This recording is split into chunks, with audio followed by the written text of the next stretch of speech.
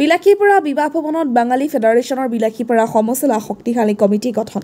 আজি বিলাসীপাৰা সমচলা অন্তৰ্গত বিলাসীপাৰা বিবাহ ভৱন প্ৰাংগণত বাঙালী যুৱ ছাত্ৰ ফেডাৰেশ্যনৰ এখন সাধাৰণ সভা অনুষ্ঠিত হয়। উক্ত সভাত সদৌ অসম বাঙালী ফেডাৰেশ্যনৰ সভাপতি গোপাল কোচৰ উপস্থিতিত অনন্ত সাহা সভাপতি আৰু নাৰায়ণ চূৰ্ণকৰ সাধাৰণ সম্পাদক হিচাপে লৈ 21জনীয়া বিলাসীপাৰা সমচলা যুৱ ছাত্ৰ ফেডাৰেশ্যনৰ শক্তিশালী কমিটি গঠন কৰা হয়। অনাগত দিনত বিলাসীপাৰা অঞ্চলৰ হিন্দু বাঙালীসকলৰ অভাৱ অভিযোগ ভালদৰে উপস্থাপন কৰিব পাৰে তাৰে কামনা কৰে। বিলাসীপাৰাৰ পৰা জহিৰুল ইছলামৰ report, north east frontier news. অসমৰ বুকত আটাইতকৈ নিষ্পেষিত নিৰ্যাতিত যদি জনগোষ্ঠী এটা থাকে সেইটো হ'ল হিন্দু বাঙালীসকল। আজি হিন্দু বাঙালীসকলৰ যিবোৰ অভাৱ অভিযোগ আছে সেই অভাৱ অভিযোগবোৰ পুনৰ আমাৰ বৰ্তমানৰ চৰকাৰৰ অৱগাত আৰু সদৌ অসম বাঙালী যুৱ ছাত্ৰ ফেডাৰেশ্যন সদৌ অসম বাঙালী যুৱ ছাত্ৰ ফেডাৰেশ্যন অসমৰ একমাত্ৰ বাঙালীসকলৰ একমাত্ৰ বলিষ্ঠ মন্ত্ৰী।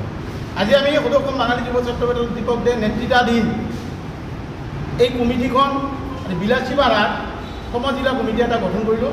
কাৰণ আপোনালোকে আটাইয়ে জানে বিলাসীপাৰাত বসবাসৰত যিবিলাক বাঙালী আছে হিন্দু বাঙালীসকল আজি সকলো পিনেদি পিছপৰা। সিহঁতক আগুৱাই অনাৰ চেষ্টা কোনো এটা ৰাজনৈতিক দলে নকৰে বা কোনো এটা সমাজেও নকৰে।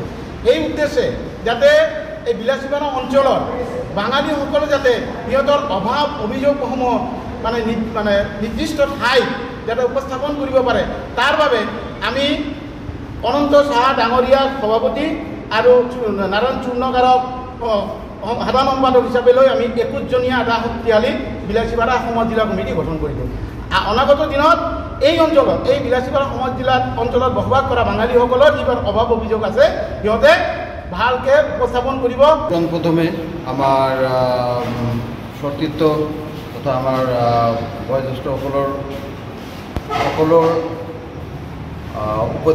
উপদেশ আৰু সহযোগিতাৰ মাধ্যমত আমি বাঙালী যুৱ সমাজক আগবাঢ়ি লৈ যোৱাৰ কাৰণে আমি প্ৰচেষ্টাৰত থাকিম। আৰু মোৰ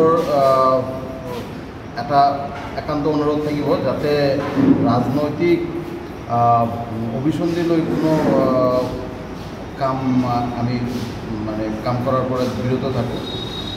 আৰু বৰ্তমান চৰকাৰ আৰু চৰকাৰৰ যিবিলাক উন্নয়নমূলক কাম আছে সেইবিলাকৰ আমি আমাৰ বাঙালী সমাজক যাতে অংশীদাৰী কৰিব পাৰোঁ, যাতে আমাৰ বাঙালী সমাজ উন্নয়নমূলক কামবিলাকত আগবাঢ়ি ভাগ লয় তাৰ কাৰণেও আমি প্ৰচেষ্টাৰত থাকিম। অসম বাঙালী যুৱ ছাত্ৰ ফেডাৰেশ্যন বিলাসীপাৰা সমজিলাৰ অন্তৰ্গত আজি আমি সমজিলা হিচাপে কমিটি এটা গঠন কৰিছোঁ 21জনীয়া দল হিচাপে। তাতে আমাৰ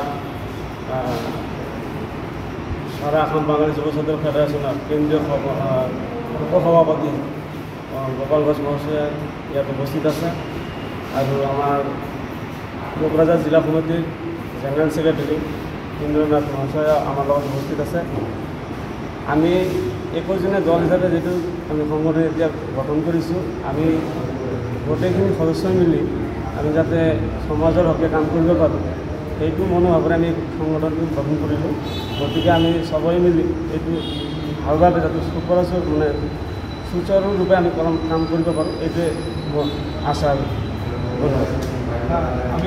এইবাৰো আগতেও মই ছেক্ৰেটাৰী আছিলোঁ জেনেৰেল ছেক্ৰেটাৰী হিচাপে, এইবাৰো আমাক সংগঠনে দায়িত্ব দিছে ছেক্ৰেটাৰী হিচাপে।